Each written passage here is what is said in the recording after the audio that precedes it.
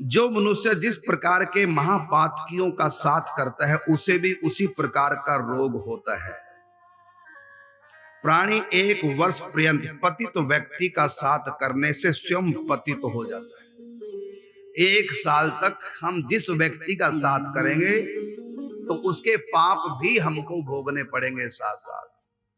जैसे छूत का रोगी दूसरे को भी रोग दे देता है, इसी प्रकार बड़े बड़े जो पापी होते हैं इनका संग करेंगे, उस पाप का अंश हमारी तरफ भी आ जाएगा, हमको भी भोगना पड़ेगा।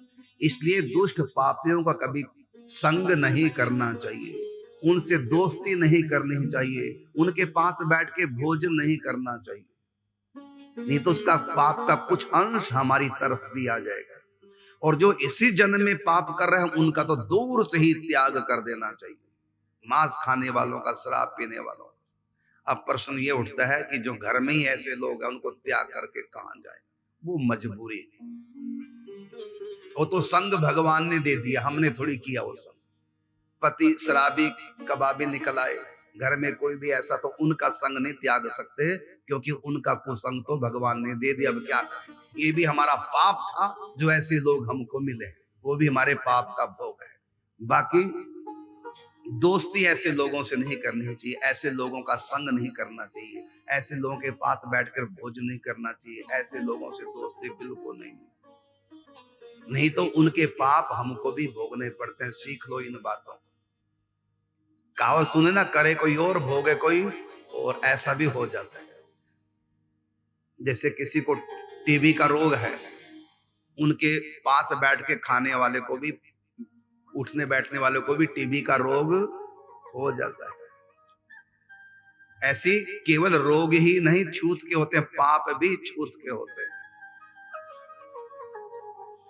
परस्पर वार्तालाप करने तथा स्पर्श, निश्वास, सहयान, सहभोज माने सहयान का मतलब उनके साथ बैठ के यात्रा करना, सहभोज उनके पास बैठ के भोजन करना, सह आसन उनके पास बैठ जाना आसन पे, अध्यापन उनके साथ बैठ के पढ़ना लिखना और उनसे शारीरिक संबंध बनाना, इनसे भी उनके पापों का संक्रमण हो जाता है। रोगों का ही नहीं, कर्म का भी संक्रमण होता है।